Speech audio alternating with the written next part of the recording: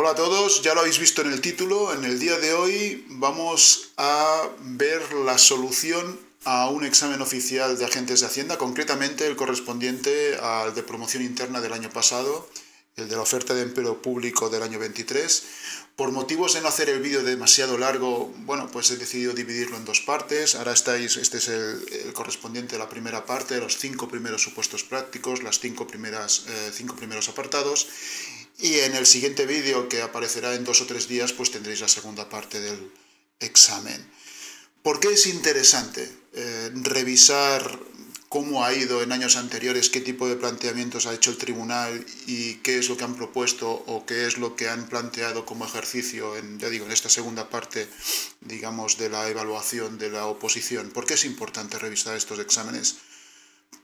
Yo os diría que por 3 motivos fundamentales. El primero es que te permite ver qué es lo que preguntan. El segundo es que te permite ver cómo lo preguntan.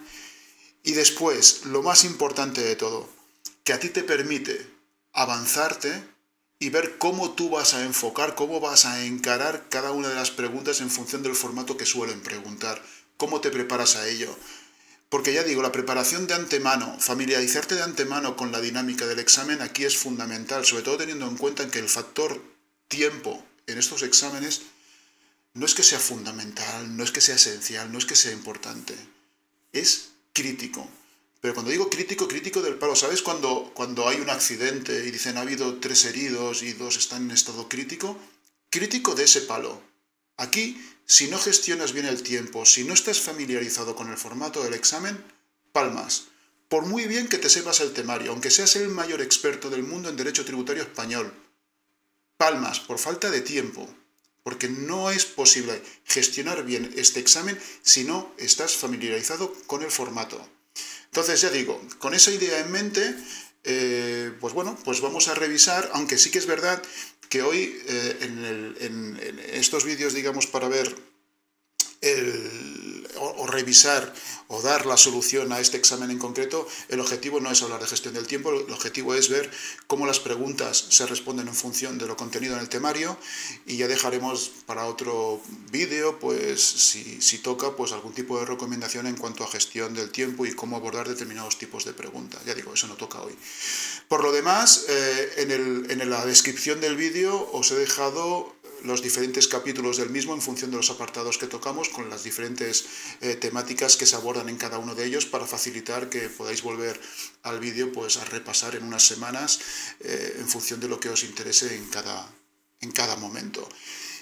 Y me dejo de rollos, empezamos por el primer enunciado para ver cómo funciona.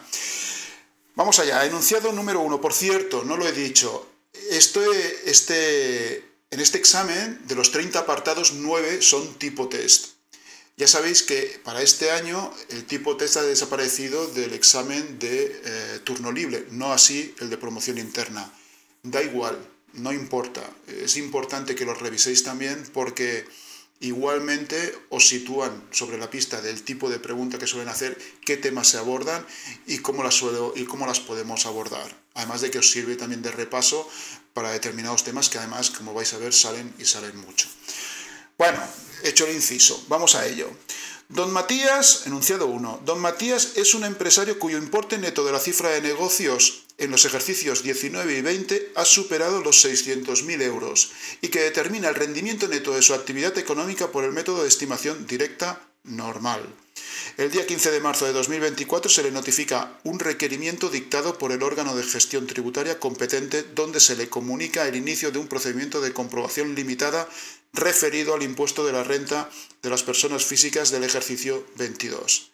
El alcance de dicho procedimiento se limita a comprobar si los gastos declarados por el contribuyente cumplen los requisitos establecidos en la normativa para su deducción. El obligado tributario dispone de un vehículo para la realización de su actividad, habiéndose deducido la amortización y los gastos de carburante relacionados con el mismo. Para el examen de las amortizaciones, la Administración Tributaria requiere al interesado su contabilidad principal, solicitando que aporte copia de la misma para constatar que las amortizaciones declaradas coinciden con las anotadas en sus libros principales de contabilidad. Asimismo, pretende verificar el pago de las facturas soportadas por el interesado por el consumo de carburante para el vehículo del que es titular y que está afecto a la actividad. requiriéndole para ello los justificantes bancarios donde conste realizado el pago. Muy bien, pues ese es el enunciado. Curioso, ¿no? Pero son enunciados en este examen, son enunciados realmente largos, hay que lidiar con ellos. Vamos a ver cuál es la primera pregunta que ya os decía. Es las primeras preguntas, los primeros apartados, los primeros 9 apartados son tipo test. Es interesante que los veáis también, que los reviséis, porque hay algunos conceptos interesantes. Pensad que en este examen es el primero en el que se planteó, la primera vez que en un segundo examen de agentes se planteó, por ejemplo, el tema de aduanas. Y ya sabéis que el año pasado el tema de aduanas pues dio mucho juego y generó bastante polémica. No en este caso concreto, sino en el examen de turno libre. Pero bueno, dejamos de rollos, vamos al tema, vamos al lío. Apartado número 1. De acuerdo con lo dispuesto en el artículo 136 de la Ley General Tributaria sobre las actuaciones que pueden llevar a cabo los órganos de gestión tributaria en el procedimiento de comprobación limitada, indique cuál de las siguientes respuestas es la correcta.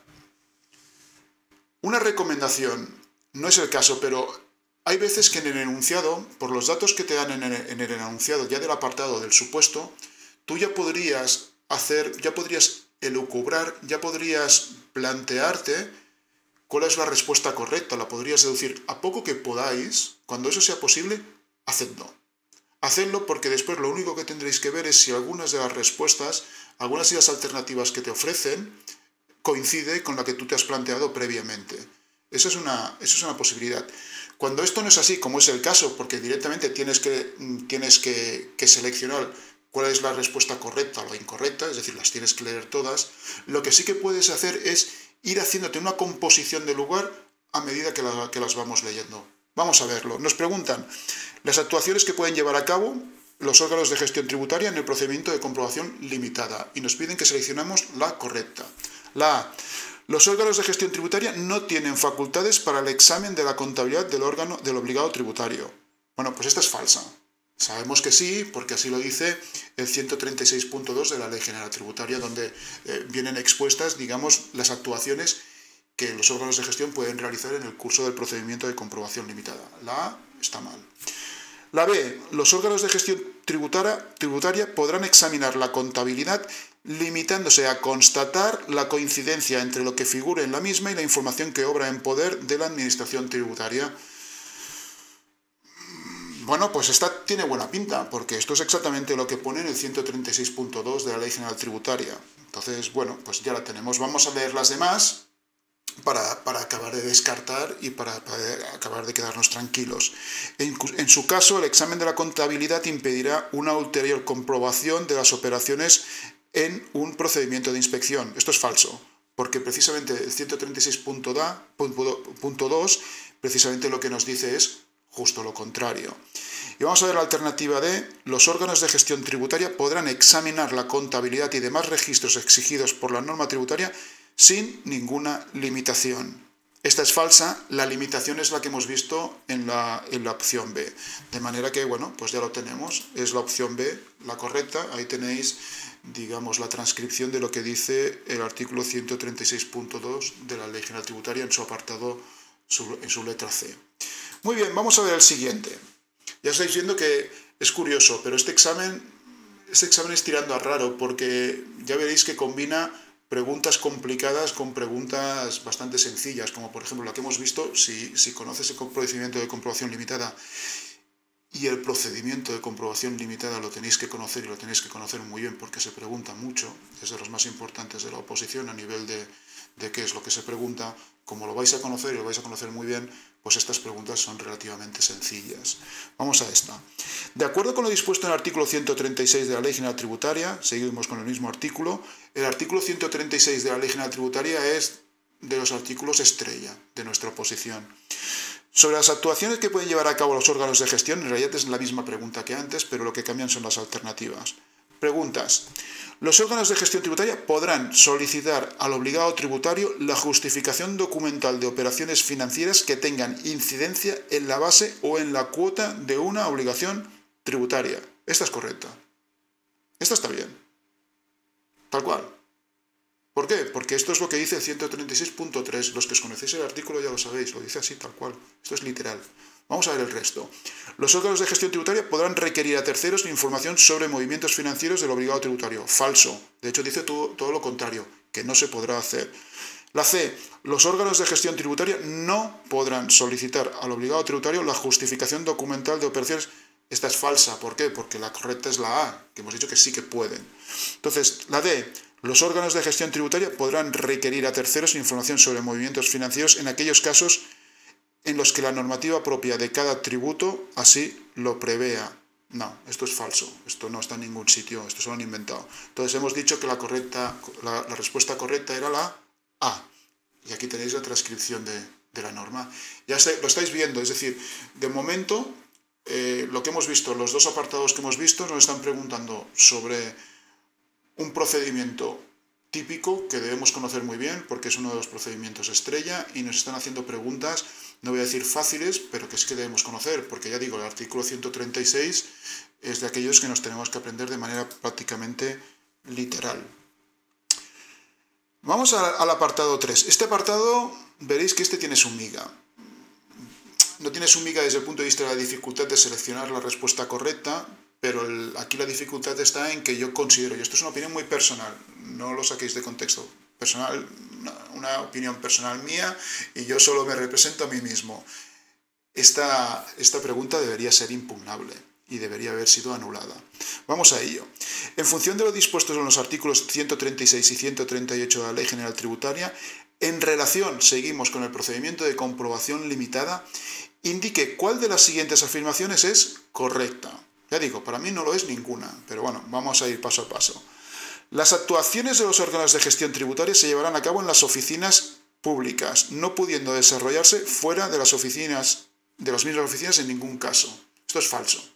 Lo dice el 136.4, ya lo sabéis. Se pueden hacer fuera de las oficinas las que tengan que ver con el examen de la contabilidad del obligado tributario, las que estén relacionadas con la comprobación de comprobaciones censales y las que estén relacionadas con la comprobación de la aplicación de métodos de determinación objetiva de la deuda tributaria. Entonces, eso se puede hacer fuera de las oficinas, lo dice así la norma, lo dice así el 136.4, entonces esta pues no es correcta, está mal.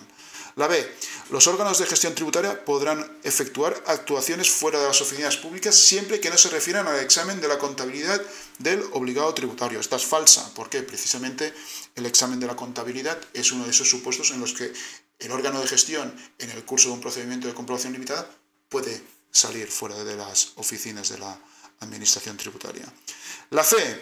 Los órganos de gestión tributaria podrán examinar la contabilidad del contribuyente en su domicilio, local, despacho u oficina, en su presencia o de la persona que designe, salvo que aquel consienta su examen en las oficinas públicas. Y esta es correcta. Esta es correcta, pero vamos a cogerla con pinzas. Vamos a leer primero la D. Esta, digamos que la C tiene buena pinta. Pero os voy a hacer un comentario sobre esta pregunta en concreto, o sobre esta contestación en concreto, sobre esta alternativa. Vamos a la D. Los órganos de gestión tributaria podrán efectuar actuaciones mediante acuerdo de la autoridad administrativa correspondiente en las oficinas de las entidades financieras al objeto de obtener información sobre los movimientos financieros del obligado tributario. Pues no, esto es falso, porque no está dentro de los supuestos recogidos en el artículo 136 del tipo de actuación que los órganos de gestión pueden realizar fuera de las oficinas de la Administración Tributaria en el curso de este tipo de procedimientos. De manera que la D es falsa. Vamos a volver a la C. ¿Por qué digo que la C sería impugnable? Porque lo que te está diciendo es que te dice los órganos de gestión tributaria deberán examinar la contabilidad del contribuyente, ahí donde dice, ¿no? En su domicilio, local, despacho, oficina, ¿vale? Muy bien. Salvo que aquel consienta su examen en las oficinas públicas. Y yo diría que esta respuesta empieza bien, pero queda incompleta. ¿Y qué le falta? O salvo que se obtengan copias de dicha contabilidad, en cuyo caso también se pueden revisar esa contabilidad en las oficinas de la Administración Tributaria. Entonces, para mí, ninguna de las respuestas es correcta porque la C, aunque no está mal, tampoco está completa. En este caso concreto, yo en el examen lo que haría sería elegir la C y cruzar los dedos para que no la impugnaran, aunque habida cuenta de que se podría impugnar y que sería una pregunta perfectamente anulable. Muy bien, ahí tenéis la C y ahí precisamente la literalidad de la ley lo dice. No obstante, la Administración Tributaria podrá analizar en sus oficinas las copias de la contabilidad en cualquier soporte. Bueno, pues venga, vamos con el supuesto o con el enunciado 2. La empresa Distribuciones Salero S.A. es una empresa que se dedica a la distribución de ropa. Su ejercicio económico coincide con el año natural. El 5 de octubre del 22 la empresa recibe comunicación de inicio de actuaciones inspectoras para la comprobación con alcance general del impuesto sobre sociedades ejercicios 18, 19 y 20, en la que se señala que el plazo máximo de duración de las actuaciones es de 18 meses. Durante el desarrollo del procedimiento inspector se ponen de manifiesto los siguientes hechos y circunstancias. A. La primera comparecencia del representante de la sociedad ante la inspección se produce el 31 de octubre del 22. Desde esta fecha hasta el 25 de mayo del 23 no se realizan actuaciones como consecuencia del traslado del actuario a otro destino. El 15 de noviembre del 23 se extiende diligencia a la sociedad, donde se fija como fecha para la firma del acta el 22 de diciembre, dándole el preceptivo trámite de audiencia con carácter previo a la misma. El acta se firma en disconformidad el día fijado, 22 de diciembre del 23, no presentándose alegaciones ante el inspector jefe en el plazo concedido tras la firma de las actas. El inspector jefe dicta liquidación confirmando la propuesta contenida en el acta el día 2 de febrero del 24, que se notifica el 10 de abril del 24 tras un intento de notificación infructuoso realizado por un agente tributario el día 25 de marzo del 24.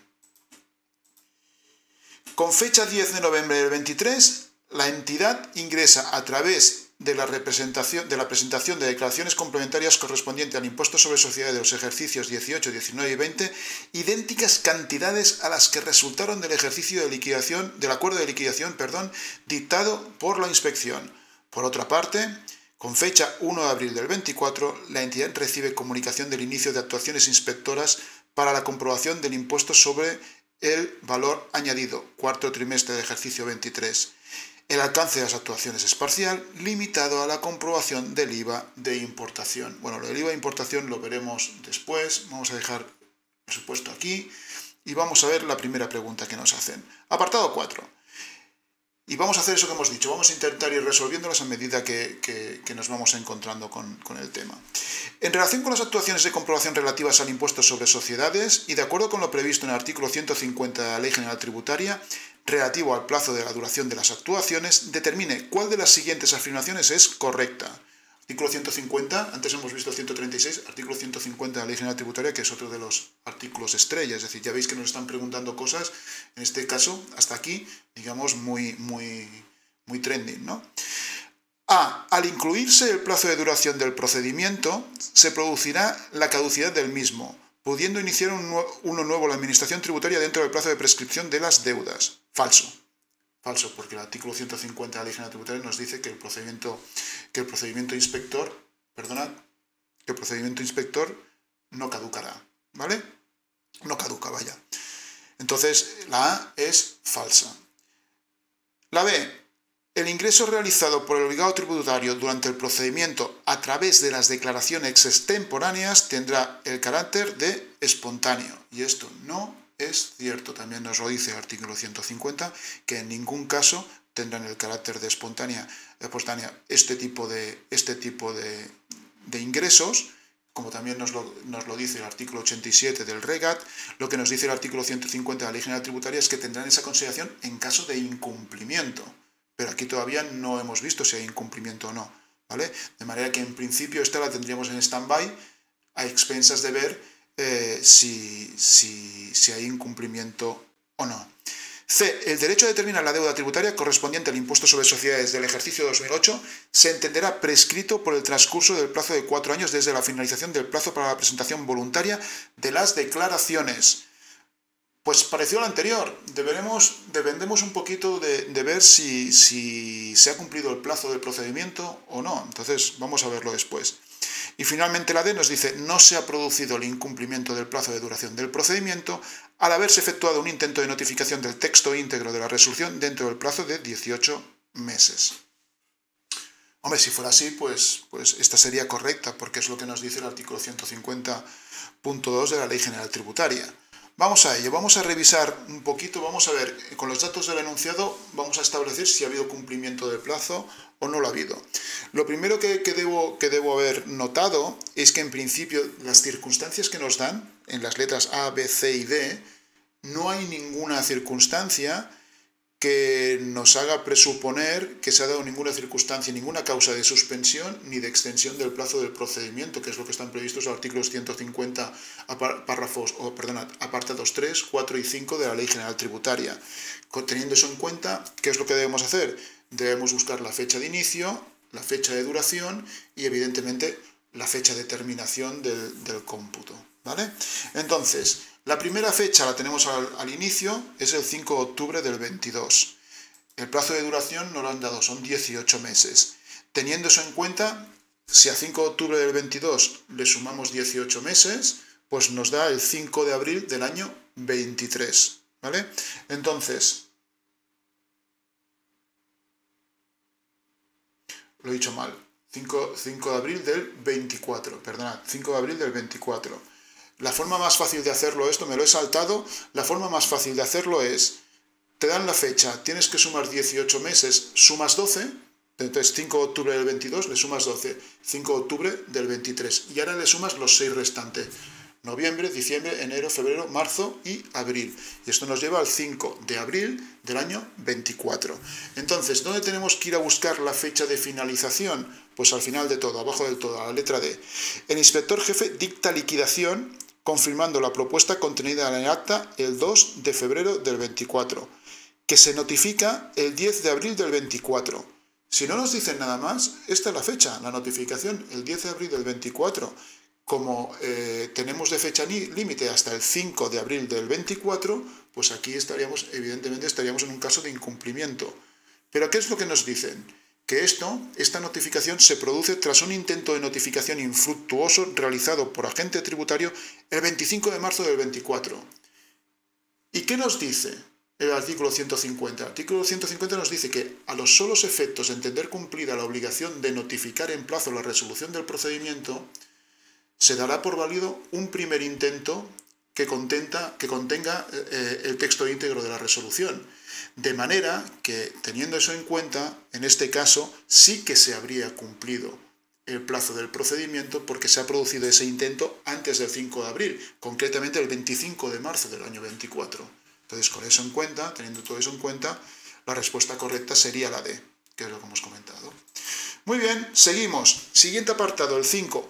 En relación con las actuaciones de comprobación relativas al impuesto sobre sociedades, señale si la inactividad de la Administración durante más de 6 meses por traslado del funcionario a otro destino durante el procedimiento inspector produce algún efecto.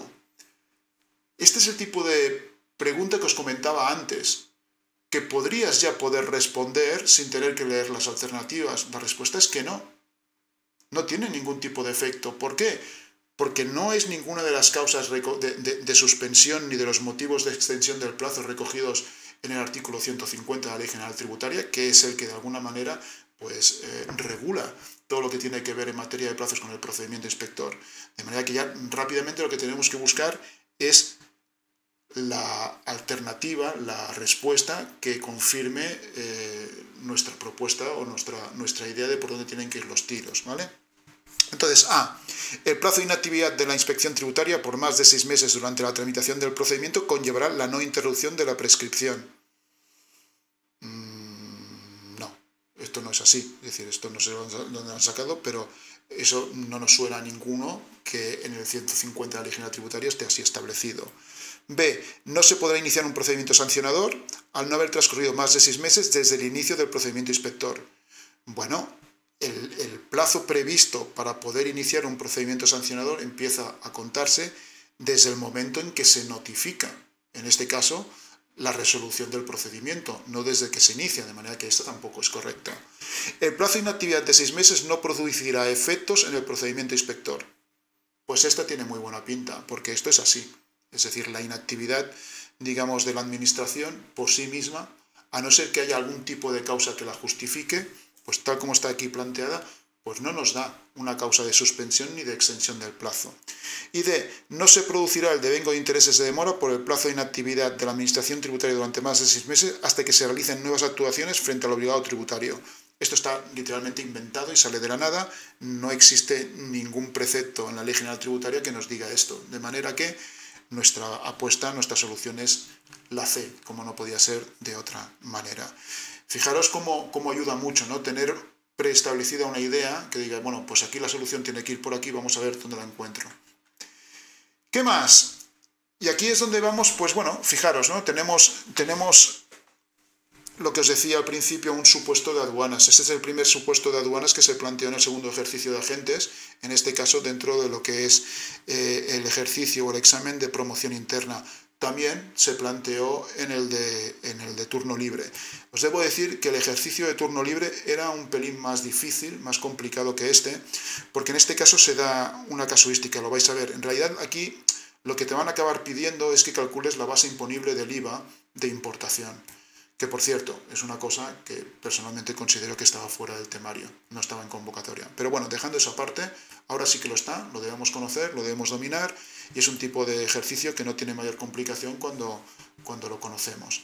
Vamos a leer el enunciado, vamos a leer la pregunta y os voy a plantear cómo resolverla y dónde puede estar la dificultad, si la hay, que en este caso no la hay por el motivo que os voy a comentar. Fijaros, entre las operaciones realizadas destaca la importación de 50.000 camisetas de origen China. La mercancía, que ha sido transportada por barco desde el puerto de Shanghái al puerto de Algeciras y desde allí ha continuado en camión hasta la aduana de Madrid, donde se presenta la declaración aduanera de importación.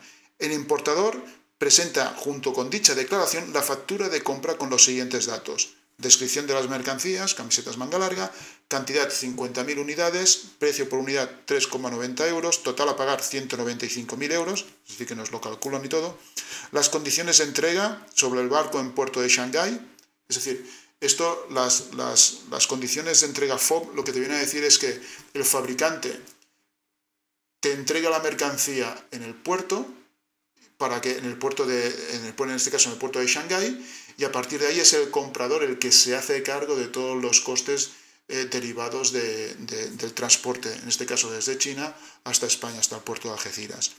Ese transporte le sale por 5.000 euros y luego en territorio español, desde Algeciras hasta Madrid, tiene un coste adicional de 500 euros. La carta de porte, este es el dato clave. La carta de porte tiene como lugar de destino el puerto de Algeciras, no Madrid, el puerto de Algeciras.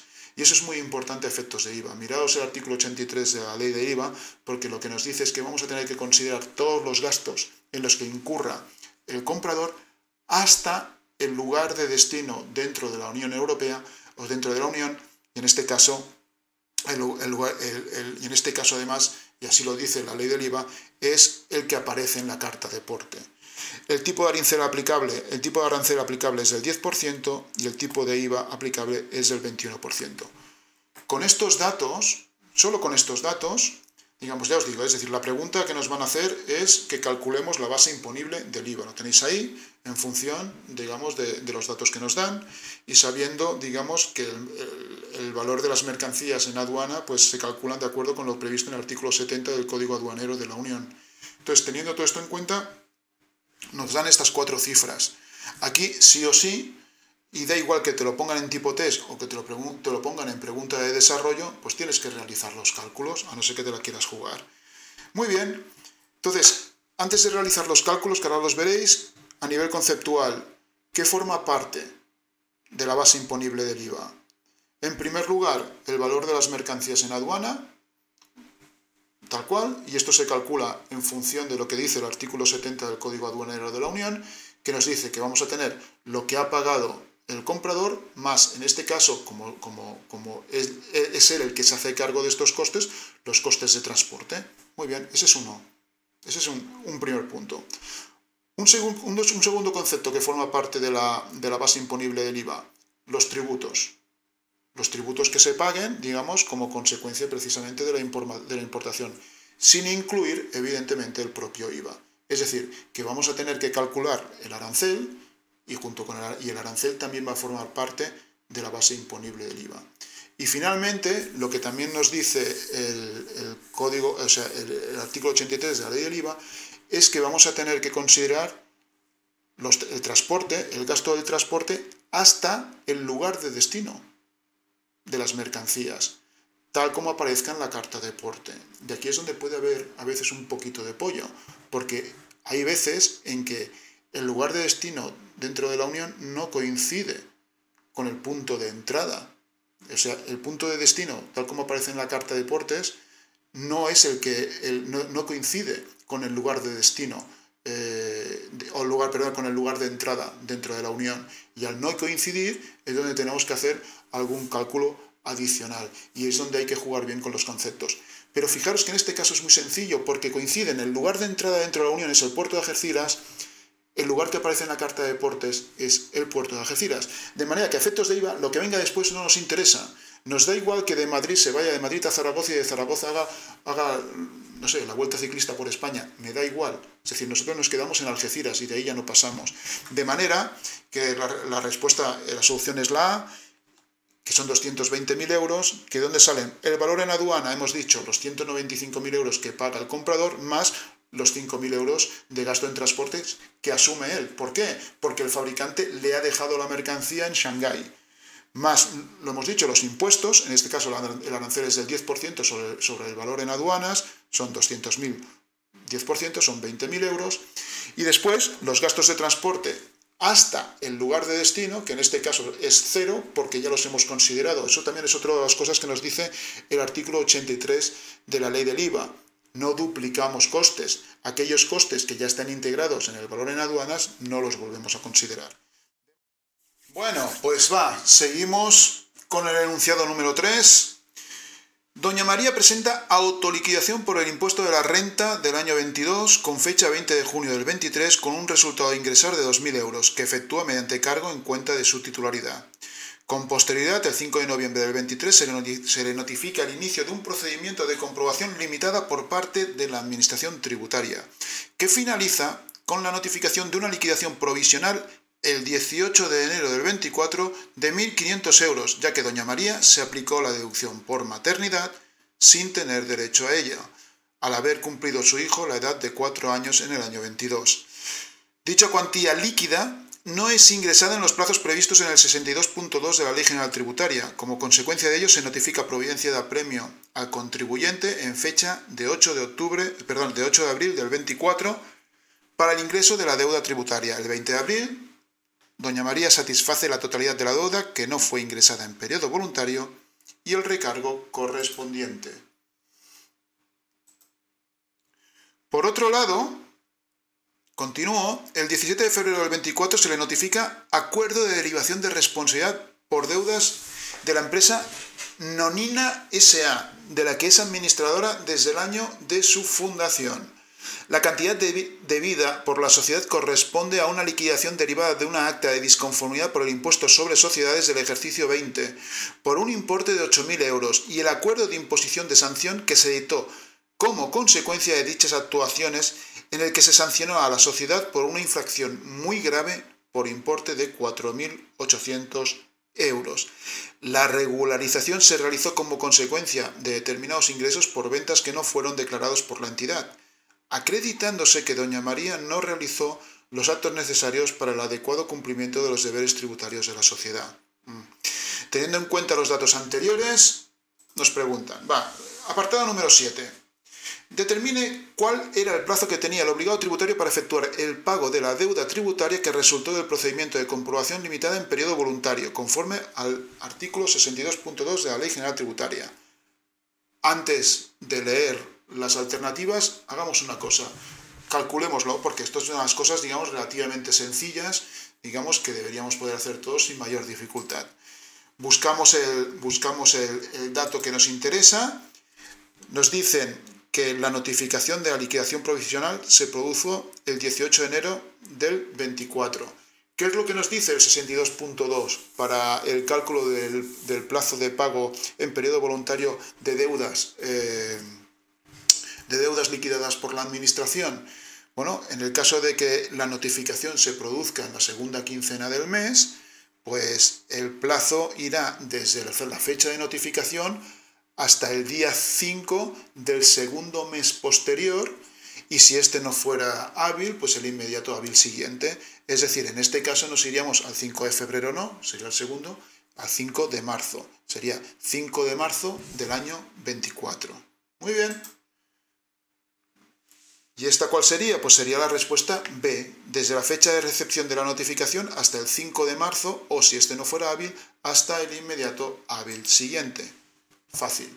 Es decir, fijaros cómo es un examen raro, ¿no? Porque y esto ya es típico de los exámenes de agentes, se combinan, ¿no? Se van alternando pues respuestas o preguntas, digamos, más elaboradas, más complicadas, con otras muchísimo más sencillas y muchísimo más fáciles. Esta es muy sencilla y esta que vamos a ver pues también lo es. ¿Cuál será el porcentaje del recargo del periodo ejecutivo devengado por la deuda tributaria liquidada en el procedimiento de comprobación limitada de acuerdo con lo dispuesto en el artículo 28 de la Ley General Tributaria? 5, 20, 10 o 15%. Bueno, pues lo tenemos que ver, vamos a verlo. ¿Qué es lo que estamos buscando? Lo que estamos buscando son estos datos que nos vienen aquí. Fijaros lo que nos dicen. Como consecuencia de ello, se notifica providencia de apremio al contribuyente en fecha de 8 de abril del 24. Esa es la fecha en la que se notifica la providencia de apremio. El 20 de abril, doña María satisface la totalidad de la deuda que no fue ingresada en periodo voluntario y el recargo correspondiente.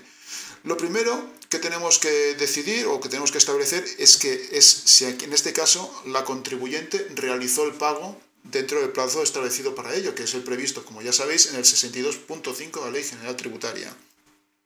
Y lo que nos dice en ese precepto es que en el caso de que la providencia de apremio se notifique durante la primera quincena del mes, pues el plazo para realizar el pago, digamos, dentro del plazo establecido para lo que son las deudas apremiadas, es hasta el 20 de ese mismo mes, hasta el día 20 de ese mismo mes. En este caso, estamos hablando del 8 de abril, pues el contribuyente, en este caso la contribuyente, doña María, tendría hasta el 20 de abril del 24. Resulta que realiza el pago dentro de ese plazo. Pues muy bien, lo que nos dice en este caso el artículo 28.3 de la Ley General Tributaria es que será de aplicación el recargo de apremio reducido del 10% siempre y cuando dentro de ese plazo que hemos visto del 62.5 de la Ley General Tributaria se haga el ingreso de ¿qué? De la deuda no ingresada en periodo voluntario y del propio recargo de apremio reducido. Y fijaros que en este caso es lo que nos está diciendo el enunciado, que se realiza el ingreso en periodo voluntario y del recargo correspondiente, de manera que resultaría de aplicación el recargo de apremio reducido previsto en el 28.3 de la Ley General Tributaria del 10%.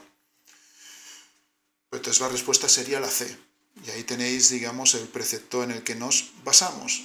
Fácil. Es decir, yo diría que esta es de las primeras cosas que se estudian cuando uno se inicia con la Ley General Tributaria porque es sencillito. Y fijaros que, vuelvo a repetir, se van combinando, se van alternando preguntas complicadas y preguntas sencillas, porque fijaros que el propio recargo, si os leéis el artículo 28, aunque no es difícil, tiene su jugo, tiene su historia, tiene sus cosillas. Cuando te plantean supuestos en los que el obligado tributario paga en diferentes fases, pues ya no resulta tan trivial decidir cuál es el recargo que le corresponde. Pero ya fijaros que aquí en este caso pues es una pregunta pues muy sencillita. También os voy a decir una cosa, en este tipo de exámenes las preguntas tan sencillas, cuidado, no son una gran noticia, son sencillas para todos, de manera que bueno, no hay más valoración a realizar.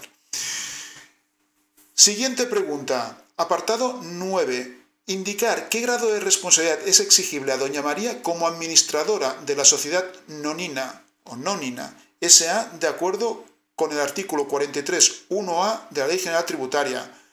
Tenemos un vídeo sobre esto ya en el canal y entonces todos los que hayáis visto ese vídeo pues sabéis perfectamente por dónde van a ir los tiros y no vais a tener ningún tipo de dificultad para decidir cuál es la respuesta correcta. El resto, bueno, el resto no sé, no lo tengo tan claro si sabréis la respuesta o no, pero el resto, los que habéis visto el vídeo, desde luego que sí. Bromas aparte, 43.1a, ¿de qué nos van a hablar aquí? Nos están hablando, evidentemente, del artículo 43, responsabilidad subsidiaria, y el 43.1a, recordad el alcance, acordáis que hablábamos, ¿no? Siempre estudias el supuesto de responsabilidad junto con el alcance. El 43.1a, el supuesto de responsabilidad es responsabilidad subsidiaria y estamos hablando que el alcance era la deuda tributaria más la sanción. Entonces tenemos que buscar cuál es la alternativa que nos da respuesta a esto. Y aquí tendríamos la B, responsabilidad subsidiariamente de la deuda tributaria y de la sanción impuesta a la sociedad. Esta tiene buena pinta. Y la otra que nos habla de responsabilidad subsidiaria sería la D, responderá subsidiariamente de la deuda tributaria, pero no la sanción. Pues esta no es correcta. Y las dos solidarias, la A y la C, tampoco lo son. Nos quedamos con la respuesta B. Muy fácil, es decir, estas son sencillas. Fijaros que de este bloque, digamos del enunciado 3, las 3 preguntas son realmente fáciles. Entonces, bueno, pues nada, ir sumando, ir sumando. Vamos con el enunciado 4, a ver qué nos cuentan. Aquí ya empezamos con las preguntas de desarrollo.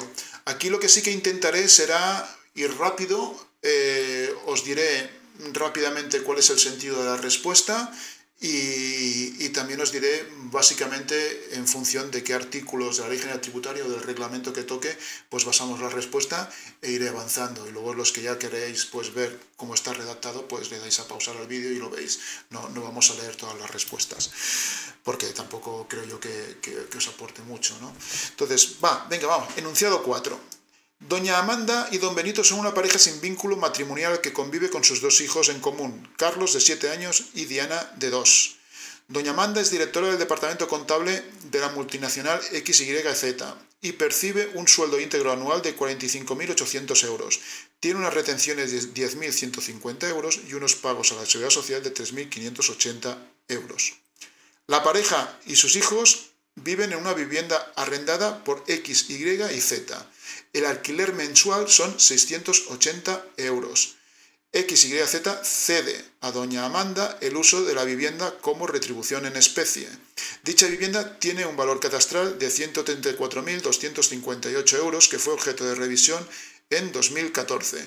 Los ingresos a cuenta efectuados por la empresa de doña Amanda en 2022 por dicha retribución en especie han ascendido a 1.570 euros y no le han sido repercutidos a doña Amanda. Don Benito es abogado y ejerce su actividad en régimen de estimación directa simplificada.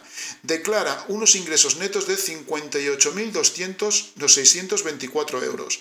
Don Benito es propietario de un piso que heredó de sus padres en 2018 y que no ha sido objeto de rehabilitación desde su adquisición. Durante 2019, 2020 y 2021 lo utilizó en el desarrollo de su actividad profesional. El 1 de enero del 22 lo tiene arrendado a una tía suya que se acaba de jubilar con 65 años y que le satisface un alquiler de 750 euros al mes. El inmueble tiene un valor catastral de 290.000 euros que fue objeto de revisión en 2016. La amortización deducible anual es de 350 euros, IBI de 250, los gastos de comunidad son 480 euros y ha tenido que realizar reparaciones por un importe de 260 euros. Casi nada el enunciado. Con fecha del 13 de septiembre del 22 se notifica a don Benito el inicio de un procedimiento de comprobación por el órgano de gestión tributaria en relación con el IRPF del año 21, mediante un requerimiento de documentación. Don Benito atiende el requerimiento en plazo. Con fecha del 1 de octubre presenta declaración complementaria por el mismo ejercicio y concepto. Con fecha de 14 de enero se notifica propuesta de liquidación, en la cual se incrementan los ingresos declarados por don Benito. Don Benito presenta alegaciones a dicha propuesta con fecha de 28 del 1, pero son desestimadas. Se firma la liquidación correspondiente con fecha del 11 de marzo, procediéndose a intentar la notificación el día 12 de marzo. Sin embargo, don Benito está de viaje y el resultado de la notificación es ausente. Con fecha de 14 de marzo se logra notificar la liquidación a don Benito. Teniendo en cuenta los datos anteriores, determine cuáles son los rendimientos netos del trabajo de doña Amanda. Vamos a ir por partes. Si volvemos al enunciado y vemos lo que nos hablan aquí de doña Amanda, dice es directora de departamento contable en una multinacional X, Y y Z y percibe un sueldo íntegro de 45.800 euros. No tiene mayor dificultad. ¿Dónde va a estar la dificultad? Y esto es algo que rápidamente debéis identificar cuando os metéis en un enunciado de estos y en un supuesto de estos. Estamos hablando del cálculo de los rendimientos del trabajo. ¿Dónde va a estar la dificultad aquí? ¿De qué va este ejercicio? Este ejercicio va de rentas en especie, tal cual. Y aquí nos están hablando de que la renta en especie consiste en la utilización a título privado de una vivienda que la empresa pone a disposición de su empleada. Muy bien. Y en estos casos hay dos supuestos: que la vivienda sea propiedad de la empresa o que no lo sea. Cuando la vivienda no es propiedad de la empresa, el rendimiento en especie se calcula por el coste que tiene para el pagador el alquiler de dicha vivienda. Pero hay una limitación. Ese rendimiento no puede ser inferior, esa renta en especie o esa valoración de la renta en especie no puede ser inferior a la que resultaría si calculábamos el rendimiento de dicha renta si la vivienda fuera propiedad de la empresa. Entonces, ¿qué es lo primero que tenemos que hacer? Calcular el rendimiento como si el valor de la renta, o sea, tenemos que calcular la renta en especie como si la empresa fuera la propietaria de la vivienda y comprobar que el coste que tiene del alquiler no es inferior a ese valor. Y cuando calculamos ese valor, pues nos tenemos que ir, evidentemente, y ahora lo vamos a ver, vamos a ir paso a paso y lo vais a ir viendo. Lo primero que tenemos que hacer es valorar, digamos, lo que nos dice el 43, lo que tenéis aquí, el 43.1.1 de la ley del IRPF. En este caso concreto, además, tenemos que tener en cuenta, digamos, que ha habido una revisión del valor catastral en los 10 años previos, lo cual nos hace, digamos, que el valor de referencia sea el 5% y no el 10%, tenedlo en cuenta. Cogemos el 5% de valor catastral, que es el dato que tenéis en pantalla, con la limitación, recordad, del 10% del resto de los rendimientos. Es decir, esta primera valoración será el 5% del valor catastral con un límite máximo, no podrá superar el 10% del resto de los rendimientos. Es un poquito rebuscado, pero hay que trabajarlo de esta manera y aquí hay que ser muy finos y tenemos que ir paso a paso. Primer paso, calculamos el valor de la renta en especie como si la vivienda fuera propiedad de la empresa. Y ahí aplicamos los dos conceptos con los límites. En este caso aplicaremos el límite del 10% del resto de los rendimientos, 4.580 euros. Como esos 4.580 euros no son inferiores, o dicho de otra manera, como el coste que tiene para el pagador, 8.160 euros, que son 680 por 12, es superior a esos 4.800 euros, 4.580 euros, perdonad, la valoración de la renta en especie será precisamente el coste del pagador. Es decir, damos por bueno el coste del pagador porque supera al coste teórico que hubiéramos establecido si la vivienda fuera propiedad de ese pagador. Entonces, una vez hemos establecido que el coste para el pagador es ese, ¿qué tenemos que hacer en este caso? En este caso, además, debemos sumar, digamos, el pago, o sea, la retención, o sea, no la retención, digamos, el pago a cuenta, el ingreso a cuenta que ha realizado la compañía y que no ha repercutido en este caso en su trabajadora. De manera que el pago en especie, en este caso, nos quedan los 8.160 euros más los 1.570, 9.730 euros. Teniendo esto claro, este ejercicio ya está hecho. Recordemos, paso a paso. Primero, sabemos, digamos, cuál es el coste para el pagador, porque la vivienda no es de su propiedad. Comprobamos que ese coste supera el límite establecido para el valor teórico cuando el pagador sí que es propietario de la vivienda. Y una vez ya lo tenemos, evidentemente le sumamos, digamos, los ingresos a cuentas no repercutidos al trabajador en este caso, y eso nos da la renta en especie. Una vez tenemos la renta en especie calculada, en este caso, digamos, el resto del ejercicio es trivial. ¿Por qué? Le sumamos el salario, digamos, ordinario, le sumamos la renta en especie que hemos calculado ahora, le restamos el gasto en seguridad social, le restamos el concepto de nuestros gastos, 2.000 euros, y eso nos da el rendimiento neto del trabajo. Además, en este caso, no tenemos que aplicar la reducción prevista en el artículo 20, porque, digamos, los rendimientos netos del trabajo superan los 19.747,50 euros que nos dice, que nos comenta la norma. Y ya tendríamos el ejercicio hecho. Una vez más, ¿un ejercicio fácil o difícil? Bueno, como todo, si lo sabes es fácil, si no lo sabes pues es complicado. Yo diría que más que saberlo, fijaros lo que os he dicho en la introducción de este vídeo. es tenerlo muy trabajado, muy automatizado para que las cosas salgan rápidas y salgan fáciles.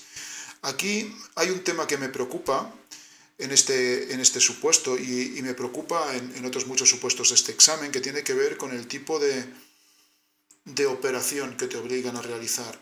Porque en las pautas del ejercicio te dicen que no tienes por qué realizar las operaciones, sino que simplemente las tienes que dejar indicadas. Y eso está muy bien y se agradece, pero de cara a aplicar determinados límites o no, y después veremos un ejercicio en el que esto resulta todavía más evidente, pues tienes que hacer el cálculo, si no, no sabes si aplicas el límite o no.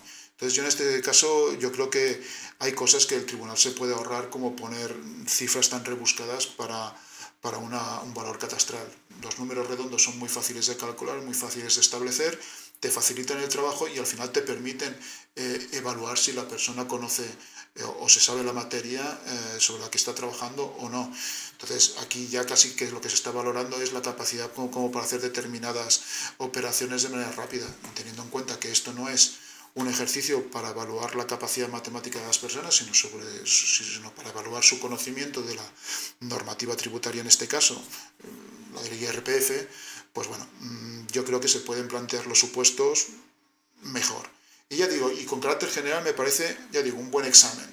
Pero en este caso concreto hay cositas que se podrían ahorrar, porque ya digo, el factor tiempo acaba siendo un factor clave.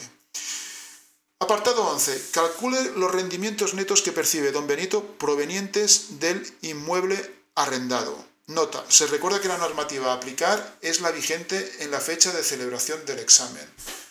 Pues esto es un Cristo, el tema de la fecha vigente, o sea, de aplicar la normativa vigente en la fecha del examen. Y os voy a decir el porqué. Vosotros sabéis, este ejercicio se hizo el año pasado en junio del 24. El 1 de enero del 24 entró en vigor una nueva normativa en relación con las reducciones a practicar sobre los rendimientos del capital inmobiliario procedentes del alquiler de viviendas. Entonces, en ese sentido, dirías, bueno, pues la normativa que tenemos que aplicar es esa, la que entra en vigor a partir del 1 de enero. Pero en la normativa en vigor, que es la Ley General Tributaria, en la disposición me parece que es la transitoria de 38, si no recuerdo mal, perdonad, sí, la 38, la disposición adicional 38, lo que te dice es que tienes que tener en cuenta lo que es la fecha en la que se firmó el contrato. Y teniendo que esa fecha en que se inició el contrato es anterior a ese 1 de enero del 24, lo que debemos hacer es considerar la reducción, digamos, que estaba en vigor con anterioridad a la entrada en vigor, digamos, de la nueva disposición. Y eso nos lleva a la reducción del 60%. No está mal. Como concepto yo diría que no está mal, es decir, puestos a complicar el tema. Sobre todo teniendo en cuenta que si os paráis a pensar en este caso concreto, y tiro para atrás, para no haceros spoiler o más spoiler de la respuesta, para acabar de complicar el tema, resulta que la temática de esta pregunta no es exactamente esa, o no debería ser esa. Es decir, aquí lo que tenemos, digamos, es que lo que tenemos fundamentalmente es que tenemos el arrendamiento del inmueble pues a un familiar cercano. Y eso tiene consecuencias. Y una vez más, iremos al tema de los límites. Y los límites no van a ser tan obvios de calcular o tan fáciles de calcular en función de números redondos, pues a ver que no.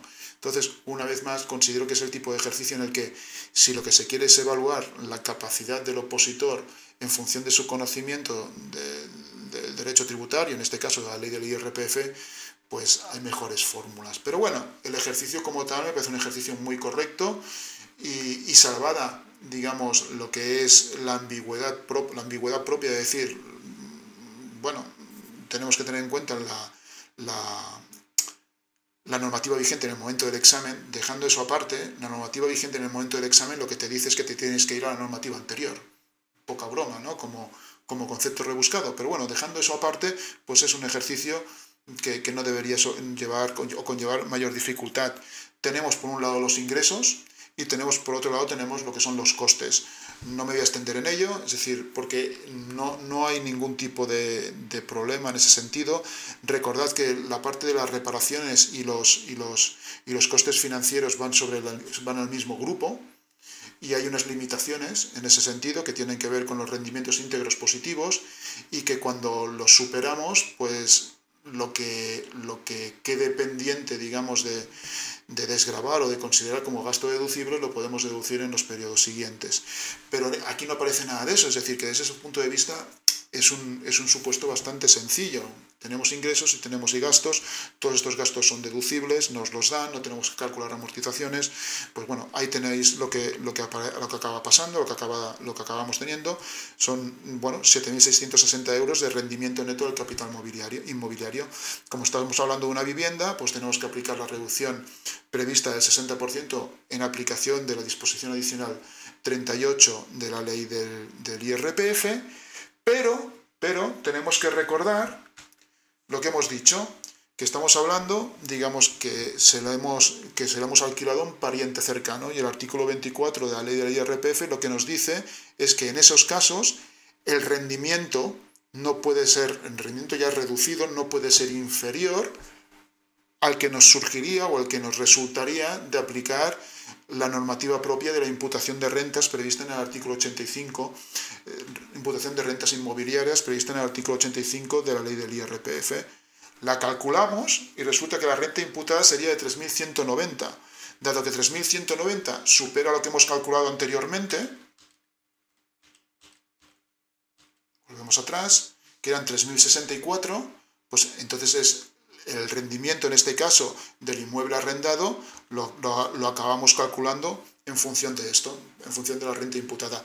Ese sería el rendimiento neto del capital inmobiliario, en este caso, para el amigo don Benito. Ya digo, es un supuesto curioso, ¿no? Es decir, se van combinando supuestos muy sencillos y muy fáciles con otros muchísimo más rebuscados y muchísimo más complicados. Lo que muchas veces no nos deja de sorprender es que, ¿os acordáis, por ejemplo, el ejercicio que hemos visto en relación con el recargo del periodo ejecutivo del 10%? Pues ese suma lo mismo que este, un punto. Entonces, poca broma. Otro que, bueno, que veremos después tiene que ver con la integración y compensación de rentas, que tampoco estaba en convocatoria. O sea, que se van combinando, como era aquel que dice, una de cal y otra de arena. Ahora viene un supuesto que yo considero que es bastante sencillo. Lo que pasa es que debemos ser muy finos a la hora de redactar y ser capaces de redactarlo de manera ágil y fácil, para no perder demasiado tiempo. Porque ya digo, este apartado 12 es fácil, pero está compuesto de 3 preguntas. Entonces, aunque sea sencillo, sea fácil y nos lo sepamos, pues debemos ser capaces de responderlo en el tiempo que tenemos para ello, porque al final el tiempo pasa muy rápido y tenemos que dar respuesta a 30 apartados, a 30 preguntas en 2 horas y media, ¿no? Entonces, respecto al procedimiento de comprobación notificado a don Benito, deben contestarse las siguientes cuestiones. ¿Qué tipo de procedimiento de comprobación se está realizando a don Benito? Bueno, yo aquí os diría, si recordáis el enunciado, don Benito, no sé si lo tengo puesto, aquí lo tenemos en el enunciado, don Benito ejerce su actividad en régimen de estimación directa simplificada como abogado. Esto nos lleva a actividades económicas, esto es una actividad económica, ¿verdad? Entonces, dentro de lo que son, volvemos a la pregunta, ¿qué tipo de procedimiento de comprobación se está realizando don Benito? Esta es una pregunta típica. Es un clásico este tipo de preguntas en los exámenes de agentes. Entonces, este tipo de preguntas lo que te acaban planteando son, recordad, esto es un supuesto de gestión. Estamos hablando de órganos de gestión. Entonces, además nos lo tiene que poner por algún sitio, ¿vale?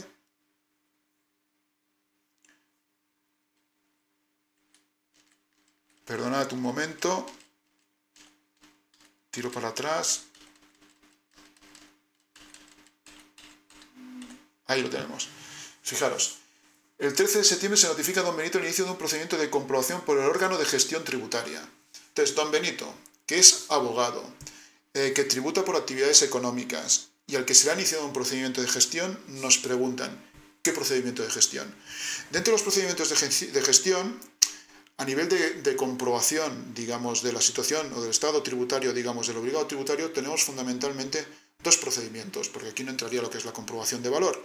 Aquí tenemos dos procedimientos, verificación de datos y comprobación limitada. Muy bien, lo voy a hacer fácil.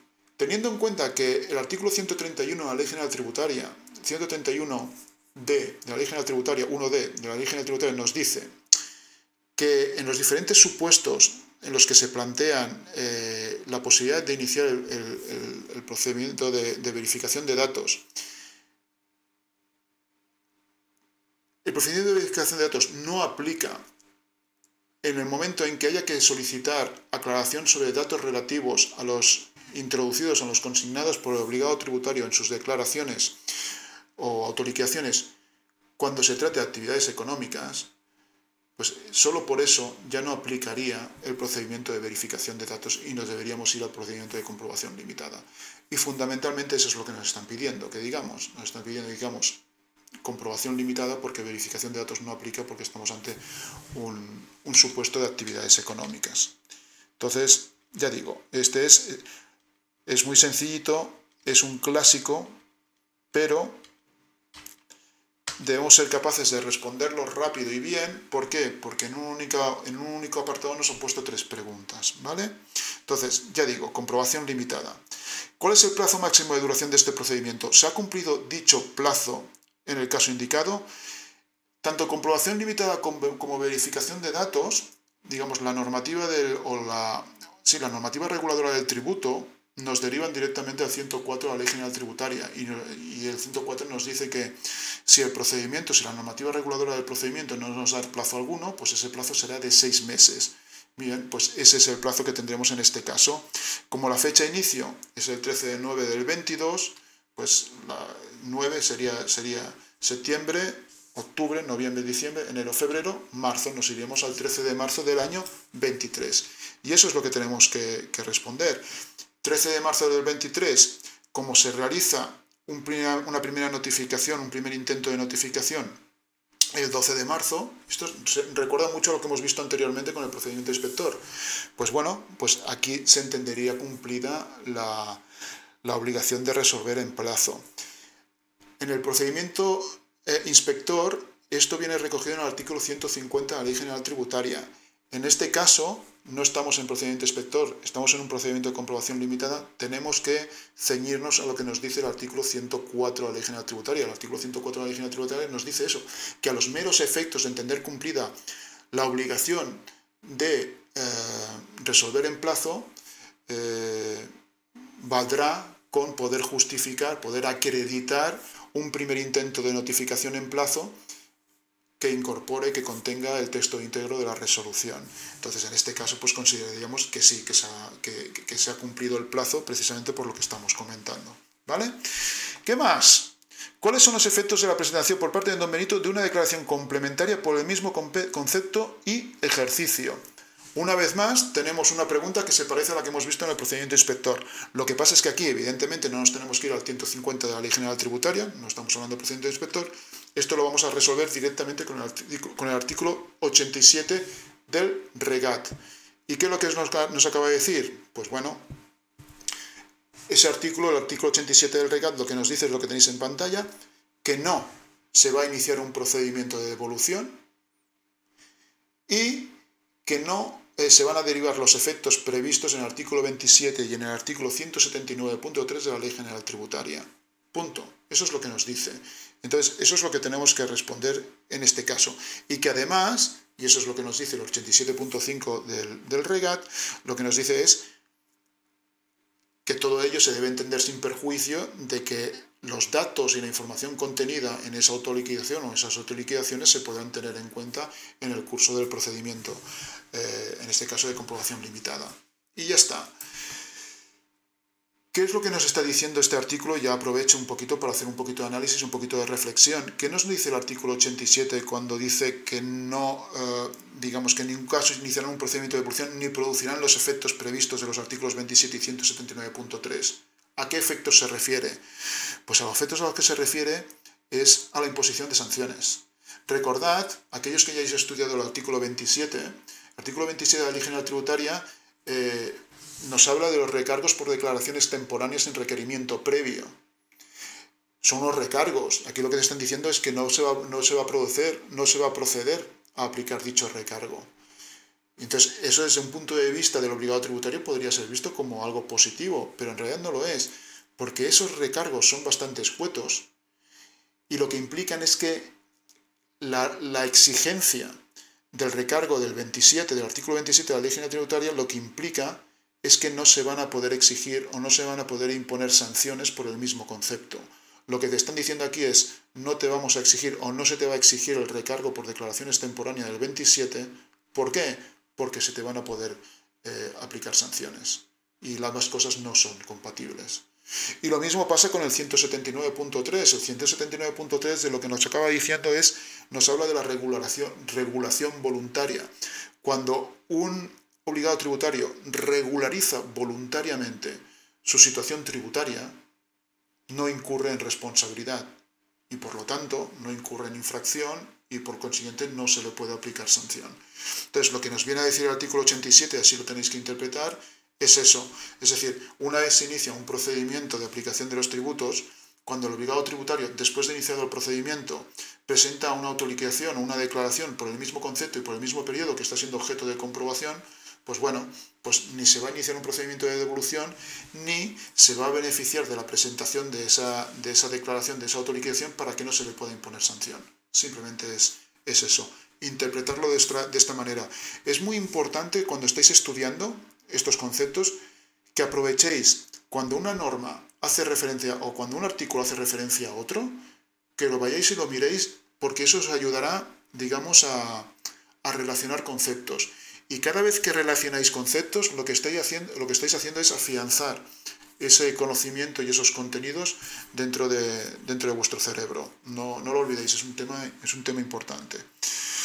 Por cierto, si os está gustando el vídeo, pues bueno, recordad, digamos, estamos trayendo más contenido al canal de este tipo y entonces, bueno, siempre es interesante que estéis suscritos para estar al día de las actualizaciones y las nuevas publicaciones que vamos volcando en el canal, y además nos ayuda muchísimo a la difusión del mismo. Por lo mismo también os digo que si os gusta el vídeo y os gusta este material, pues le deis a like, porque así sabemos, digamos, que tenemos que seguir en esta línea.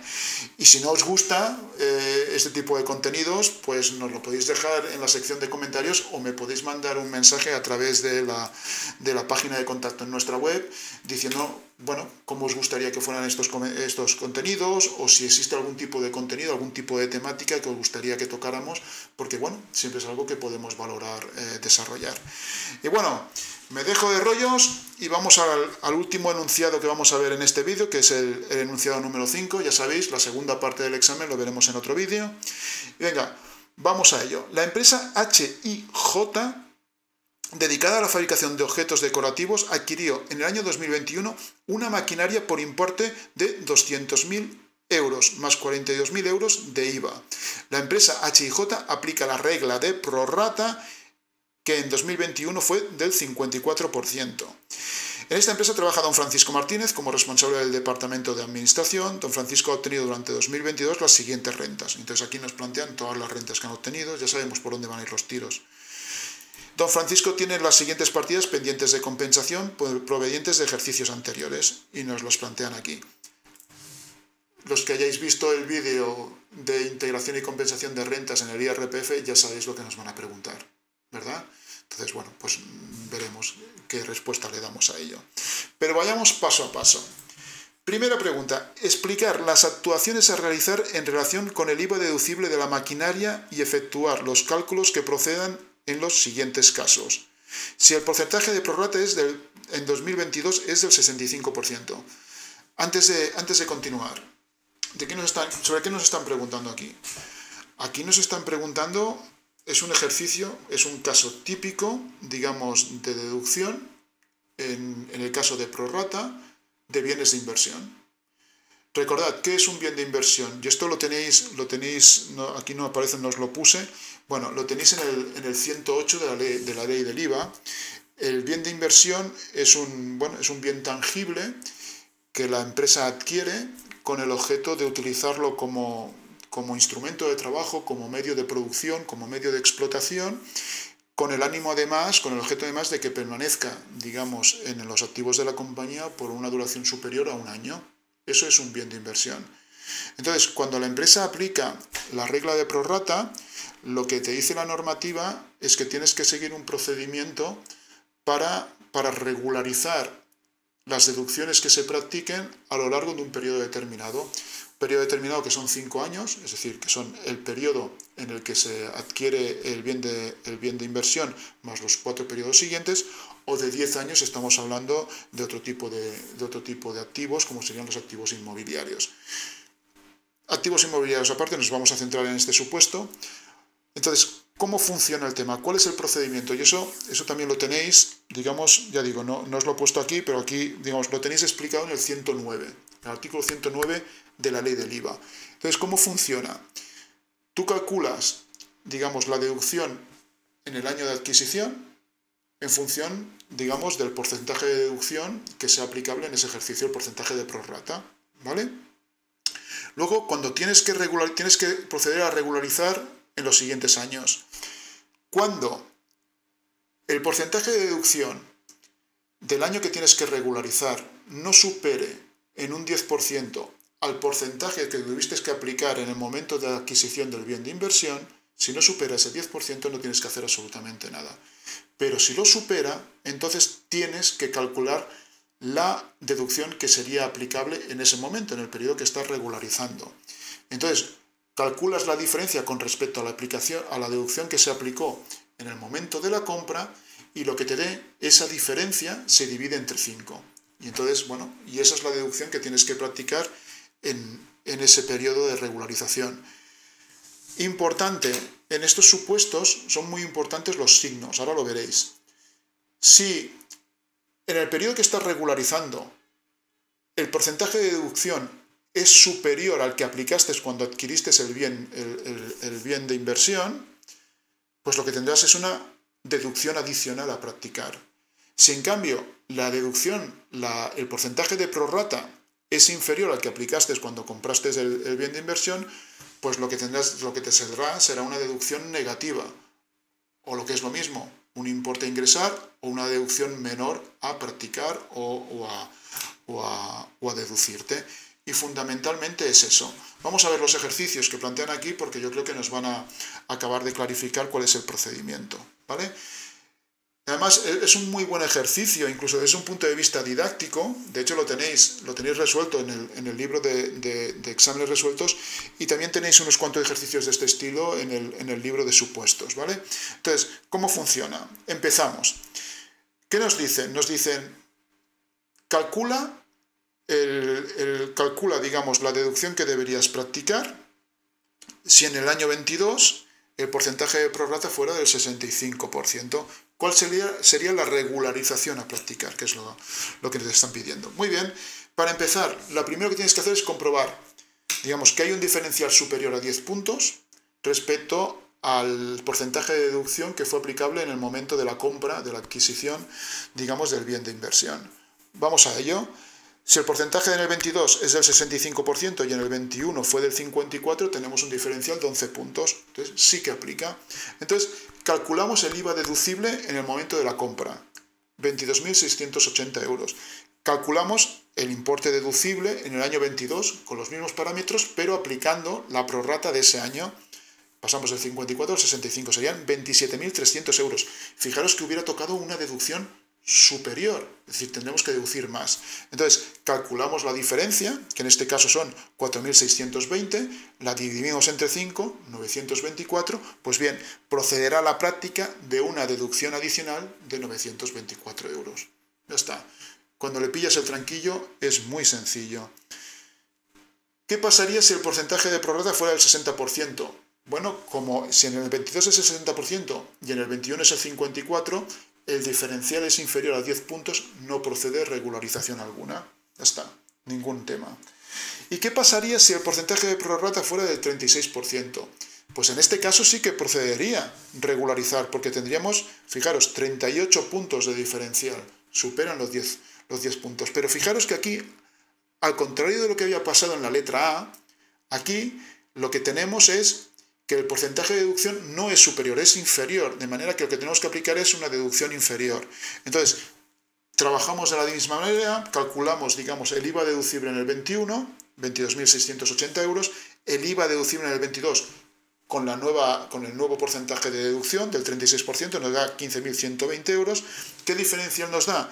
7.560 euros. Dividimos entre 5, nos da 1.512. Muy bien, pues tendremos que practicar una deducción menor o un ingreso adicional de 1.512 euros. ¿Por qué? Porque se trata de una deducción negativa respecto a la que hayamos hecho. Tenemos derecho a menor deducción de la que nos habíamos practicado. Y ya está. Y este es el tema. Otra pregunta. Efectuar la integración y compensación de las rentas percibidas por don Francisco en el año 22. Bueno, en este caso, aquí tampoco me voy a extender mucho, ¿no? Porque, quiero decir, los que hayáis visto el vídeo que tenemos sobre integración y compensación de rentas del IRPF, ya sabéis cómo funciona. Es el mismo tipo de supuestos y es lo que dijimos en la ocasión cuando lo revisamos, ¿no? Que es un tipo de supuestos que puede ser elaborado, por eso tienes que tenerlo todo muy claro. ¿Cuál es el planteamiento? Primero procedemos a la clasificación de las diferentes rentas. Recordad la regla de las 4 columnas, A, B, C y D. Rápidamente lo hacemos a medida incluso que vamos leyendo el supuesto. En función de eso, calculemos, digamos, lo que son los rendimientos que nos dan tanto para la parte general como para la parte del ahorro, y a partir de ahí sí, empezamos a trabajar las compensaciones entre las diferentes columnas, recordando que tenemos unas bolsitas ahí de compensación del 25% sobre los saldos positivos de la columna adyacente que nos lo permita, y vamos practicando de arriba a abajo sucesivamente según el orden de prioridades que ya vimos en su momento, y eso nos va a dar, pues al final nos va a dar un número que es el que integraremos en la base imponible, la general por un lado y la del ahorro por otro.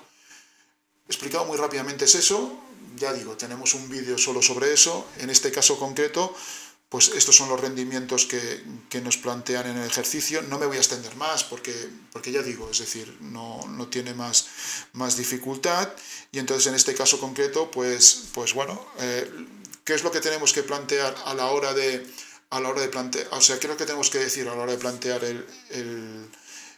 la respuesta al ejercicio en el examen? Lo primero, muy importante, como todo lo tenemos que justificar, yo aquí lo que os planteo es que en el primer párrafo ya digamos qué artículos de la ley del IRPF vamos a utilizar. Y yo incluso los dividiría entre los que nos dan la clasificación de las rentas con los que recogen las reglas de integración y de compensación, del 44 al 46 en el primer caso y del 47 al 49 en el segundo. Y después, en este caso sí que es verdad de que, claro, recordad, los rendimientos del capital mobiliario, según del tipo que sean, pueden ir a un sitio o pueden ir a otro, pueden ir a renta del ahorro o pueden ir a renta general. Entonces, aquí no nos lo decían. Entonces, si no nos dice nada, yo entiendo que van a rentas del ahorro. Y es lo que aquí planteamos. No está de más decirlo. Entonces, dicho eso, empezamos, digamos, con la base imponible general. Primero, calculamos columna A, todos los rendimientos, recordad todos los rendimientos de la columna A, y recordad que la compensación dentro del mismo grupo y dentro del mismo ejercicio se realiza sin ningún tipo de limitación. En este caso concreto tenemos unos rendimientos de actividades económicas negativos, tenemos unos rendimientos del trabajo positivos, unas rentas imputadas positivas, pues sumamos. Luego tenemos unas ganancias patrimoniales, recordad, columna B, ganancias patrimoniales, pérdidas patrimoniales derivadas o no derivadas de transmisiones de elementos patrimoniales. Entonces, en este caso nos da un resultado negativo, y entonces aquí ya podemos compensar. Recordad, podemos recompensar con la base imponible, o sea, con el saldo positivo que tenemos de la columna A, con la columna de los rendimientos. Pero hasta un límite, el del 25%, recordad, podemos compensar en este caso hasta 2.475 euros. Y eso nos permite pues, hacer la compensación que tenéis aquí en pantalla.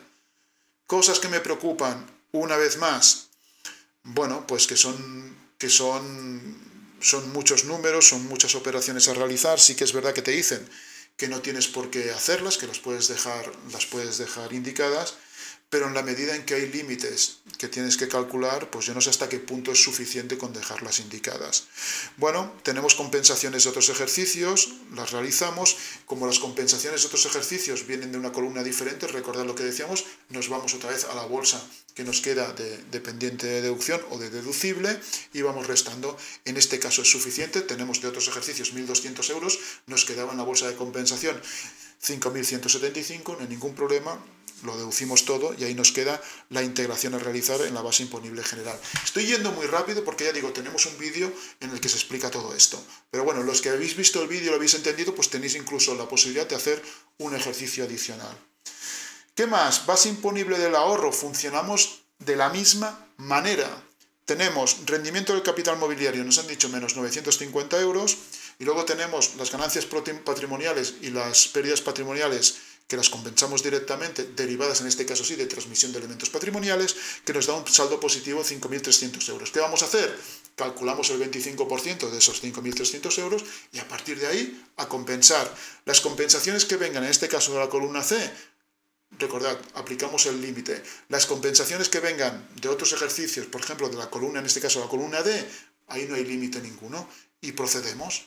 Y en este caso concreto, además, por eso os decía lo de los límites, resulta que cuando llegamos a la compensación, a la última compensación, que es cuando tenemos que compensar dentro de la columna de pérdidas y ganancias derivadas de transmisión de elementos patrimoniales, tenemos que compensar rendimientos negativos del capital mobiliario de otros ejercicios, pues aquí tenemos que irnos a la regla del 25%.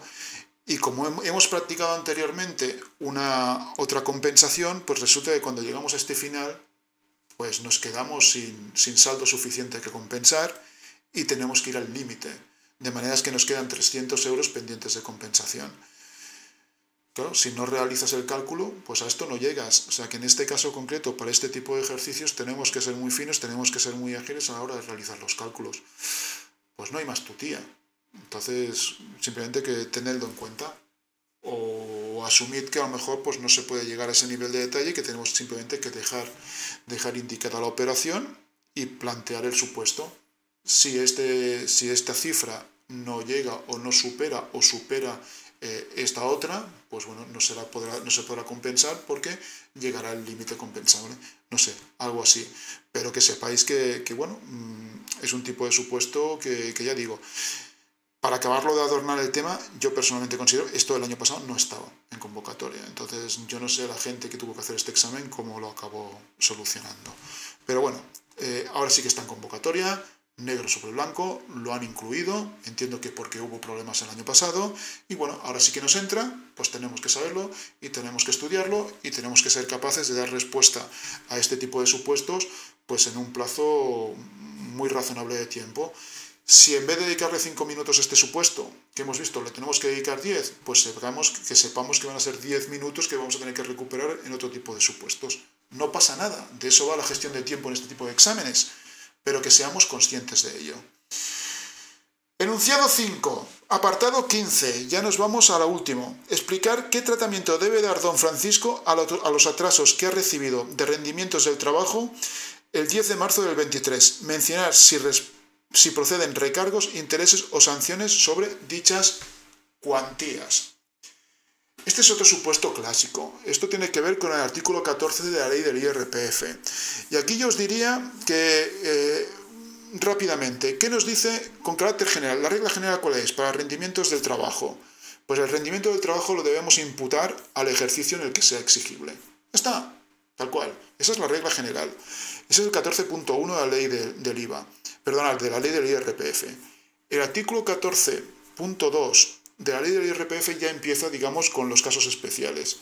El 14.2.1 para este tipo de rendimientos lo que nos dice es, o el 14.2a, perdón, el 14.2a lo que nos dice es, primer supuesto, que exista reclamación judicial. Si existe reclamación judicial, los rendimientos ¿dónde serán imputables? Los vamos a imputar en el ejercicio en el que la resolución judicial adquiera firmeza.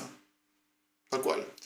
Si no hay reclamación judicial, digamos que lo que iremos al ejercicio en el que finalmente se produzca el ingreso por parte del trabajador. Y ya está. Y ese es el caso que tenemos aquí. En este caso concreto se nos dice que no hay reclamación judicial, de manera que tenemos que ir, digamos, tenemos que imputar estos rendimientos en el ejercicio en el que se produce el ingreso. El artículo 14 lo que nos dice es que en estos casos no se van a exigir ni recargos, ni intereses, ni se van a imponer sanciones. Y el plazo que tiene el obligado tributario en este caso para presentar autoliquidación complementaria por los retrasos percibidos es desde el momento en que se produzca el ingreso, desde el momento en que se perciban esos retrasos, hasta el fin del siguiente periodo de presentación de la autoliquidación. Y ya está. Y es un supuesto, este sí que no es un supuesto difícil, es un supuesto clásico. Volvemos a lo que decimos siempre, si lo sabes es fácil, es sencillo, es rápido de solventar, pero claro, si no lo conoce, pues no hay mucho que hacer, ¿no? Y con eso acabamos. Ya digo, es decir, hemos visto la primera parte por no hacer el vídeo excesivamente largo y aún así pues ha sido bastante extenso. Aquí tenemos la primera parte. En un próximo vídeo pues veremos la segunda y poco más que añadir. Recordad que todo esto lo tenéis en el libro de exámenes resueltos, digamos, que ya tenemos publicado en Amazon. Y por lo demás recordad suscribiros al canal, darle a like y si os gusta el contenido, y si no os gusta el contenido pues, ostras, pues si nos lo hacéis saber pues ya sabemos que tenemos margen de mejora, pues desde luego que agradeceremos cualquier tipo de feedback que nos podéis dar. Y ya está, con eso es todo. ¡Chao!